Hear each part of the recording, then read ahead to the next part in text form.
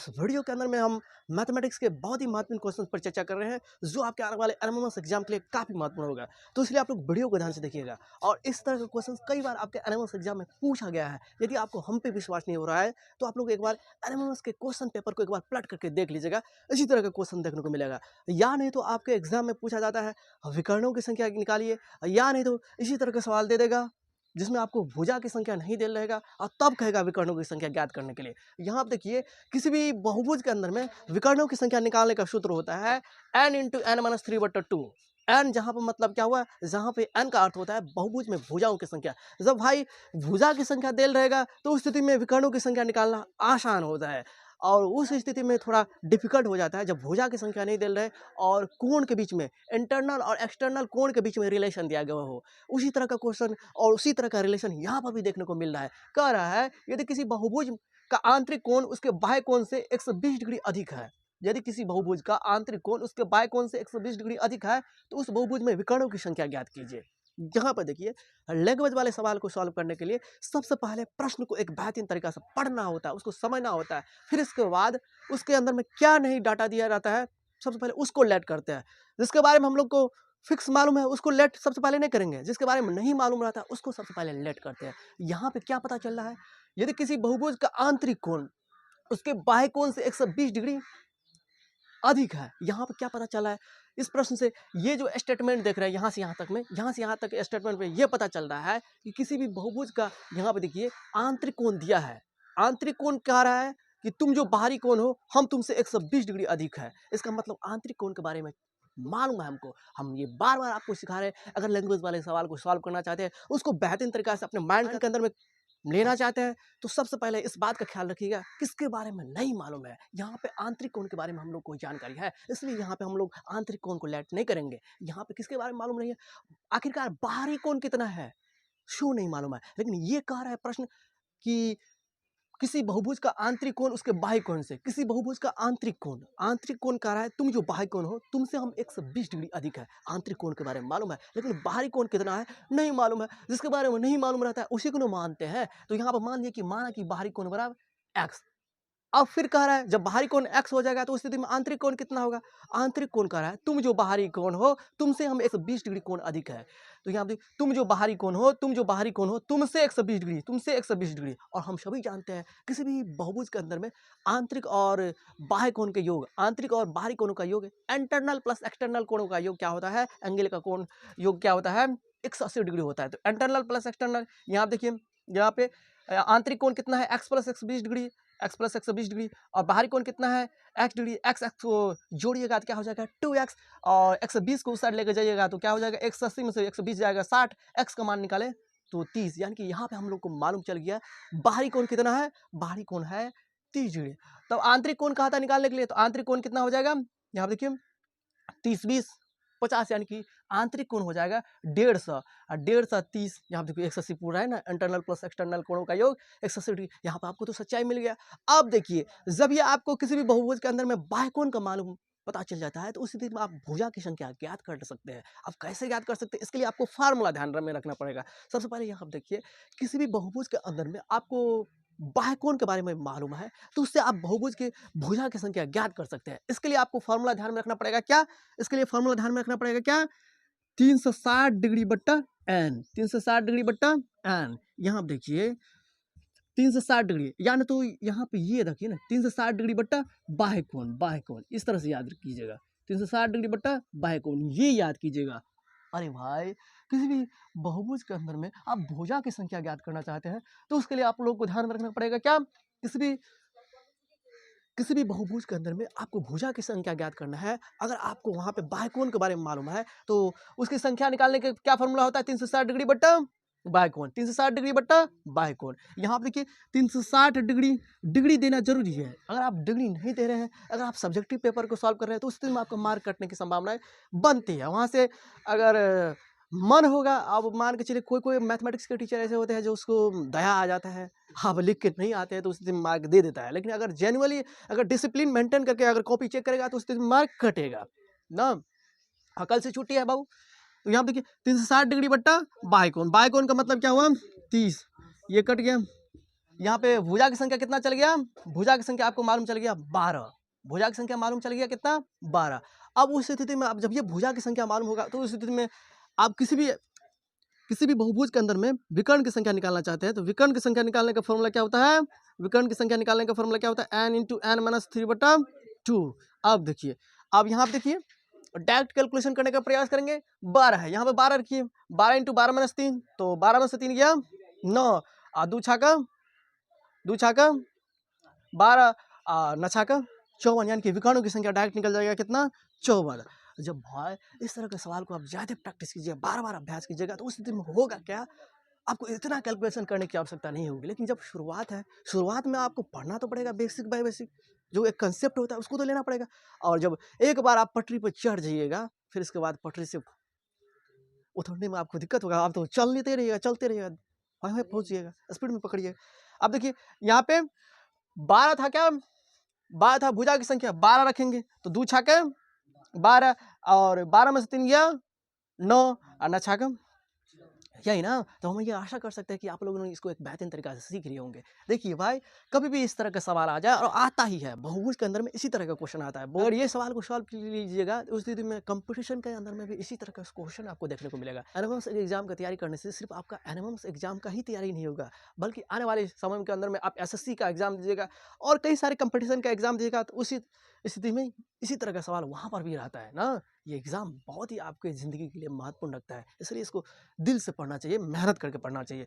तो ये सीख लिए, किसी भी बहुभुज के अंदर में विकर्ण की संख्या निकालने का फॉर्मूला क्या होता है, n इंटू एन माइनस 3/2, जहाँ पे n का मतलब होता है भुजा की संख्या, यहाँ पे n का मतलब भुजा की संख्या 12 निकला तो यहाँ पे 12 रखे, फिर इसके बाद कैलकुलेशन कर दिए। और किसी भी बहुभुज के अंदर में अगर बाह्यकोण दिल है, अगर उस स्थिति में भुजा की संख्या कहेगा ज्ञात करने के लिए, भुजा की संख्या कहेगा ज्ञात करने के लिए, तो उस स्थिति में क्या करेंगे बाबू, यहाँ पे कई सारे स्टूडेंट को लगता होगा सर यहाँ पे बगल में इधर उधर है, समस्याएं तो जिंदगी में आते रहेगी। हम बार बार सभी वीडियो के अंदर में कहते हैं आपको समस्या को नहीं देखना है, हम जो पढ़ा रहे हैं आपको समझ में आ रहा है तब तो ठीक है, अगर नहीं समझ में आ रहा है तब समझिए, तब न समझिएगा, तब न इधर उधर वाला बात समझिएगा। यहाँ पे पढ़ने के लिए आते हैं। अरे संसाधन के अभाव में जो व्यक्ति आगे निकलता है वही असीमित ऊंचाई तक जा पाता है। संसाधन के अभाव में संघर्ष में तो गुजरना पड़ेगा, संघर्ष से तो गुजरना पड़ेगा। अभी है इस तरह का स्थिति, कभी ऐसा ना आएगा, आप लोग का अगर सपोर्ट बना रहेगा तो उस स्थिति में एक दिन ऐसा ना आएगा डिजिटल बोर्ड भी लाएंगे ना, लेकिन शुरुआत तो करना पड़ेगा जीरो से ना। देखिए यहाँ पे भुजा की संख्या, भुजा की संख्या कैसे निकालेंगे बाबू, भुजा की संख्या कहेगा तो 360 डिग्री बट्टा बाह्यकोण, इस तरह से बाह्यकोण दिल रहेगा, तो बाह्यकोण मालूम है तो उस स्थिति में 360 डिग्री बट्टा बाह्यकोण भुजा की संख्या निकालने के लिए। अब ये लिख लीजिए बाबू, यहाँ पे लिख लीजिए, समझे, आसानी समझ गए होंगे। एपी कल्चर के बारे में हम आपको पढ़ाए थे। एपी कल्चर का मतलब क्या हुआ, मधुमक्खी पालन के अध्ययन को हम लोग क्या कहेंगे, एपी कल्चर। मधुमक्खी पालन के अध्ययन को एपी कल्चर कहते हैं। कुछ कुछ फार्मूला भी याद रखा कीजिए, फार्मूला नहीं याद कीजिएगा उस स्थिति में दिक्कतें होगी आपको। जीवन में आगे बढ़ने के लिए संघर्ष करना पड़ेगा, मेहनत करना पड़ेगा, तब भी आगे बढ़िएगा। और ऐसे ऐसे मेहनत करने से नहीं हो पाएगा, मेहनत कीजिए तो अपरंपार। पागल हो जाइए पढ़ते पढ़ते, पागल होता नहीं है, वैसे कहते रहता है पागल होता है। पढ़ने वाला बच्चा जितना पढ़ता है उतना दिमाग उसका निखरता है। टेंशन लेने से पागल होता है, पढ़ने से थोड़ी पागल होता है। इसको लिखिए जल्दी, तभी समझो, कह रहे हैं आपको ए क्यू माइनस बी क्यू का फॉर्मूला याद करने के लिए, ए स्क्वायर माइनस बी स्क्वायर का फॉर्मूला याद करने के लिए यहाँ से क्वेश्चन, बहुत ज़्यादा क्वेश्चन पूछा जाता है ना। आप याद नहीं किए होइएगा तो उस स्थिति में आपको दिक्कतें होगी। तो दिक्कतें कब नहीं होगी, जब आप उसी तरह के क्वेश्चन को प्रैक्टिस कीजिएगा, याद कीजिएगा, समझिएगा। गणित तो वैसे याद करने वाली बात, गणित तो वैसे याद करने वाले विषय नहीं है, इसके अंदर में तो समझना पड़ेगा, आपको अंडरस्टैंडिंग आना चाहिए। देखिए यहाँ पे ये क्वेश्चन बहुत ही बढ़िया क्वेश्चन है। देखिए यहाँ पे रूट अंडर 126 मान के चलिए, अब y का मान दे दिया तुमको क्या, 5 दे दिया, y का मान कितना, y का मान 5 दे दिया, ये दे दिया है और ये दे दिया है। और उस स्थिति में आपसे पूछ लेगा गहरा के रूप में 1/x² minus xy plus y² का मान। अब देखिए यहाँ पे तो कई सारे बच्चे देखते ही घबरा जाएगा, हाँ सच में घबराने वाली बात है ना। लेकिन जब आप समझ जाइएगा तो वहाँ पे दिक्कतें नहीं होगी।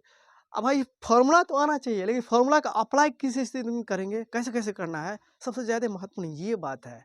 आप मान के चलिए कुल्हाड़ी तो ला लिए, अब कुल्हाड़ी का यूज़ करने के लिए नहीं जा रहे हैं, तो इसका मतलब कुल्हाड़ी बेकार चले जाएगा। ठीक है, इसी तरह से फ़ॉर्मूला तो याद कर लिए। कई बार होता क्या है, विद्यार्थी सब फ़ॉर्मूला और पूरा रट लेता है, बढ़िया से याद कर लेता है, लेकिन उसका प्रयोग कहाँ पे करना है और कैसे किस स्थिति में करना है, ये सीख ही नहीं पाता है, यही नहीं कर पाता है।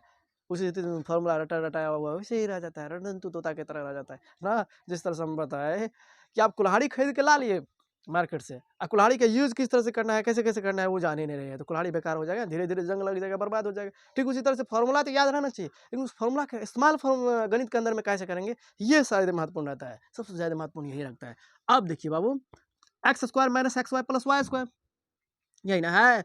और हम सभी जानते हैं a Q minus b cube का formula, a Q minus b cube या x Q minus y Q. इसका फॉर्मूला क्या होता है, एक्स माइनस वाई, थोड़ा जो है ना खांसी हो रहा है, माफ़ कीजिएगा।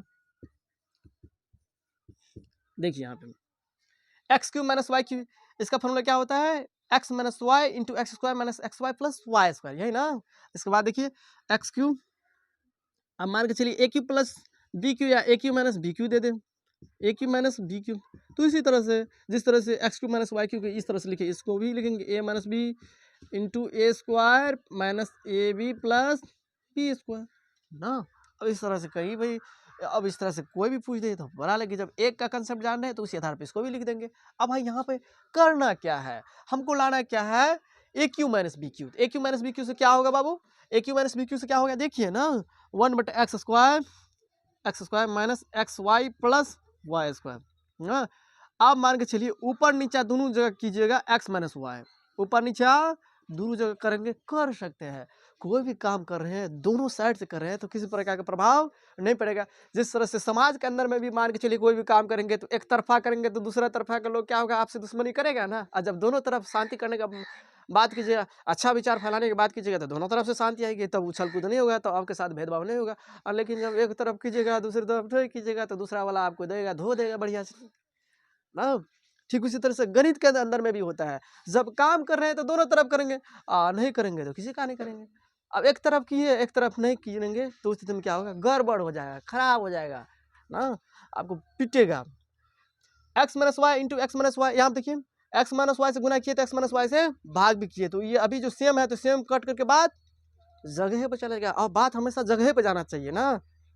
तो ये जो काम किए यहाँ से हमको काम बन जाता है, काम क्या बन जाता है बाबू, ये आप देखिए, तब एक्स माइनस वाई इंटू 1 तो एक्स माइनस वाई हो गया, यही ना, यही हो गया। इसके बाद देखिए बाबू, इसके बाद हो गया आपको, इसके बाद देखिए ये क्या हो जाएगा, x Q minus y q, x Q minus y q. अब मान के चलिए यहाँ पे जो है इस तरह का बात रहता, क्वेश्चन में डिफिकल्ट था, क्वेश्चन में थोड़ा फॉल्ट था ना, उसको शुद्धिकरण कर दिए, तो ये वहाँ तक समझे तो आपको आगे काम आएगा। यहाँ पे देखिए सवाल को सॉल्व करने में, तो यहाँ पे देखिए एक्स प्लस वाई था और minus 1/x square minus x y plus y square, इस तरह का बात था, समझिए बाबू ना। इससे पहले जो भी समझा है वही बात यहाँ पर भी होगा, लेकिन दूसरे तरीका से होगा। देखिए यहाँ पे अब दूसरा बात आ गया कि एक्स प्लस वाई, तो एक्स प्लस वाई है तो एक्स प्लस वाई रहने दीजिए, है ना, 1/x square minus x y plus y square. अब क्या किया बाबू, एक्स माइनस वाई से यहाँ मल्टीप्लाई कर रहे हैं तो यहाँ पर भी एक्स माइनस वाई से दोनों जगह किए, तो इसके मान में कहीं पर भी बदलाव नहीं आएगा। अब देखिए एक्स प्लस वाई और माइनस एक्स माइनस वाई या बट्टा, इसको कह सकते हैं x Q minus y cube. बाबू यहाँ पर समझिए, अरे बाबू यहाँ पर समझिए, ये देखिए हम इससे पहले जो बताए थे, क्या बताए थे बाबू, जो x Q minus y q का फॉर्मूला क्या होता है, x Q minus y q का फॉर्मूला होता है x minus y into x square minus x y plus y square, यही ना। अब देखो इसी फॉर्म में ना है, ये भी है इसी फॉर्म में, तो इसको इसके बदले में लिख सकते हैं x Q minus y q, तो लिख दिया x Q minus y q. अब देखिए बाबू क्या करेंगे, एक्स प्लस वाई है माइनस एक्स माइनस वाई, यही ना, और एक्स क्यू, यहाँ देखिए इसका क्यू करना पड़ेगा, तो इसका क्यू कीजिएगा तो 126 है, 126 का क्यू माइनस यहाँ देखिए 5 का क्यू कीजिएगा तो 5 का क्यू क्या हो जाएगा 125, और ये क्यू से क्यू उड़ गया, क्यू से क्यू उड़ गया। अब 5 का क्यू कीजिएगा 125, 126 में से 125 गया तो बचा एक लेकर भाग दीजिएगा, 10 के 10 है ना। बात को यहाँ पे समझने की कोशिश करिए, थोड़ा डिफिकल्ट क्वेश्चन है, कोई डिफिकल्ट क्वेश्चन नहीं है, थोड़ा यहाँ पे जो है कम कैलकुलेशन को बढ़ाया गया है, बस सवाल तो वही है। देखिए यहाँ पे x plus y minus x minus y, x q का मान, अब कभी भी मान के चलिए बाबू इस तरह से बात आ जाए, क्या मान के चलिए 3 आ जाए और 15 है, और इस तरह से पावर क्यू है, तो ये से ये कट जाएगा, ये भी 3 और यहाँ पर भी 3 से 3 कट जाएगा, इसका आंसर क्या आ जाएगा 15। ठीक उसी तरह से यहाँ पर भी बात है, क्यू से क्यू कट गया 126 में से 125 गया, तो एक एक लेकर भाग दीजिएगा, 10 का 10 रह जाएगा। अब देखिए कटने वाली बात क्या है, तो कटने वाली बात है यहाँ पे माइनस कॉमन है, यहाँ पे देखिए ना, अब एक्स से x, y y, y y कटेगा नहीं, माइनस माइनस प्लस वाई या प्लस वाई, तो 2y, और y का मान आपको मालूम है, y का मान कितना है 10, इधर 5, तो 2 पंचा, यही ना, समझिए यहाँ पे चंद्रमा क्या बात है, समझिए। तो यहाँ पे देखिए x प्लस वाई है ना, x प्लस वाई है, ये तो है माइनस एक्स और माइनस माइनस प्लस वाई, ये तो ये कूट गया ना, तो 2y हो गया, y का मान आपको जानकारी है, तो 2 पंचा 2 पंचा 10, यही ना। थोड़ा ही क्वेश्चन में थोड़ा मिसप्रिंट हो गया था, जिसकी वजह से हम यहाँ पे शुद्धिकरण कर दिए, x plus y minus 1/x² minus XY plus y², इस तरह का भी क्वेश्चन, जटिल से जटिल क्वेश्चन आने की संभावना बनी रहती है। हाय एनिमल्स, लेकिन सिलेबस को कहाँ से कहाँ लेकर चले जाता है, कोई मैथ के अंदर में अनिश्चितता है। अनिश्चितता मतलब कि सिलेबस को, अनिश्चितता नहीं है, सिलेबस को आपको पूरा कंबाइंड में पढ़ना पड़ेगा।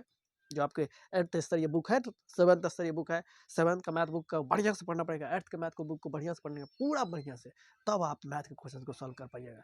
वैसे खास करके बिहार के अंदर में तो पढ़ना ही पड़ेगा, और दूसरे राज्य के अंदर में नहीं कर सकते हैं।